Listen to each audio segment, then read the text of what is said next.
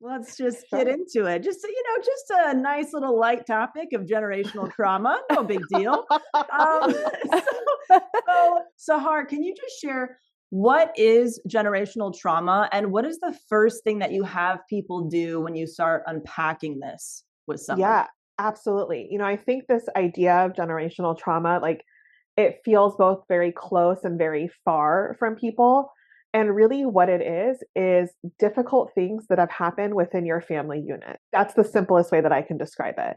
And sometimes those difficult things are really like big capital T trauma things. And sometimes they're things as simple as moving, Oh, sure. or an unhealthy relationship, an unhealthy marriage, which, like, if we look back a couple generations, most people had unhealthy marriages that were not even and balanced.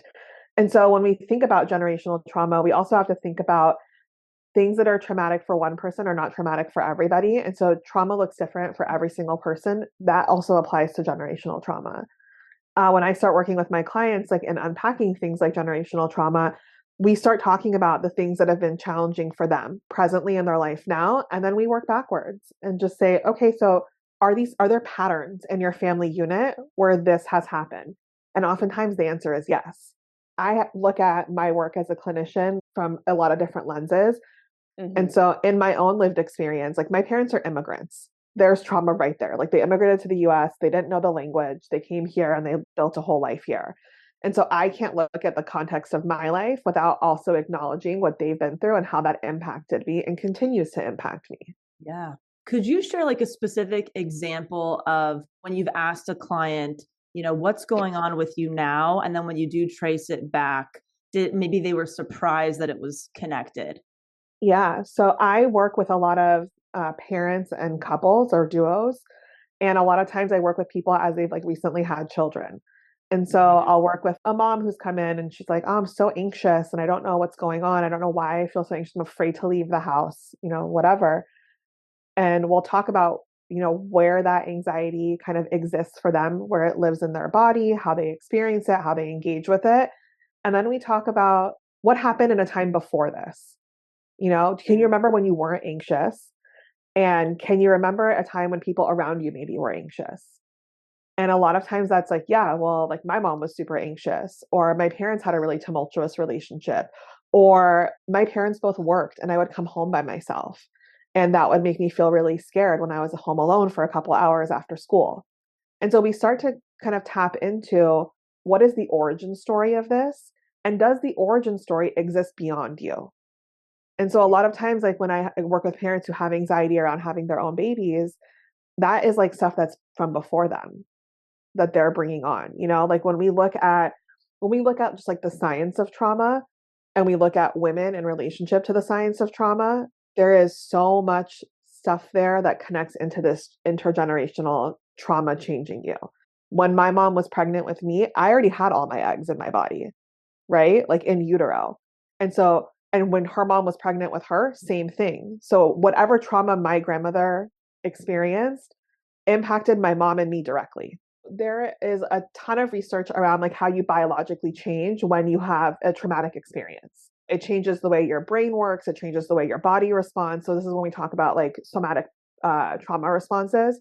So I have like a trauma trigger and all of a sudden my body starts to sweat or I feel cold, like that's a trauma response. And so my body has now adapted to know that when I feel threatened or in danger, I react in this way. It's a biological change that happens. We can use my grandmother as an example. Let's say my grandmother like experienced something traumatic. My grandmother got divorced. This is like a real story. My grandmother got divorced when she was pregnant with my mom. And this is like in the 50s. And so that's like that didn't happen. It was a huge deal, lots of emotional trauma there. And it happened while she was pregnant with my mom. And my mom was already a developed baby in utero. So she already had all her eggs. We are born with all of our eggs. And so that biological change happened for my grandmother, also happened for the baby in her womb, and then also happened to the eggs in my mom, Wow. which were then me and my sister. It just Okay. blew my fucking mind. So all of that, like that Wild. happens, but then we also have things like neuroplasticity, whereas like where the healing part comes in, where Mhm. just because you have this lineage of trauma doesn't mean that you can't also subsequently or like parallel have a lineage of healing too. It has to be hard to feel like, okay, I got to make the perfect baby. And if I have trauma during pregnancy, they're going to feel it too. Yeah.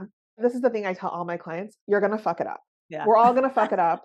Yeah. My kids will definitely be in therapy. They're like, my mom's a crazy therapist, whatever. Yeah. It's about like, how do we create like as healthy of a environment as we can so that when we inevitably fuck it up, there's a soft place to land for all of us. Mhm. Because we're kind of talking about the parent-child relationship, let's say that, some parents are tuning in right now and they want to become more aware of when their generational trauma is maybe affecting their present decisions with their kids. How can we all be mindful about what's maybe impacting those things and not wanting to pass that on to your kid if it hasn't been super helpful for them to carry around their whole life? I utilize a modality in the work that I do called internal family systems, IFS. And what that is essentially parts work. So a lot of it is like inner child work, but also identifying when you have an emotional reaction to something, what part of you is being activated. And a lot of times, like in that parent child relationship, when our kids are activating for us, it's like the inner child in us being like, hey, no, that's not fair. Like, I don't like that you just did that. And now I'm going to lash out at you. So a lot of it is getting into that space of being intuitive and connecting with like your own inner dialogue. So like I am someone who is loud noises. I don't like them. I get sensory overload. It's super triggering for me. I don't like it. And I have a 7-year-old and a 5-year-old who live to be noisy. Like, Yeah. And Mhm. so I like in times when I'm engaging with them, playing with them, a Saturday morning after a rough night of sleep, I have learned how to communicate to them that maybe mama needs a boundary. So maybe I'm going to drink my coffee outside while you guys are a disaster inside. But Yeah. also, you're allowed to be loud even though I don't like it. And that's okay. Ah, That's real life. Like we all right. coexist. They're kids. They leave messes. They are loud. They talk a lot. They want a lot of attention. And sometimes I am at capacity and I don't have a lot to give. Doesn't mean that they're wrong for wanting what they want. And doesn't mean that I'm wrong either. But there's a way that we can have a conversation about that. Now, does it always successful? Absolutely not. But Yeah. we move to set the boundary. And really, like, that's where the generational healing part comes in, is that when I set the boundary, I'm also then giving them permission to set a boundary too. Thank you for tuning in to Self-Helpless. You can find our brand new merch, Patreon community, and other fun goodies at selfhelplesspodcast.com. We'd be thrilled if you left an Apple Podcast review, shared this episode with a friend, or post about it on Instagram and tag us at Self-Helpless Podcast so we could repost you and say hi. As an independently produced show, we sincerely appreciate your support. Thanks, everybody.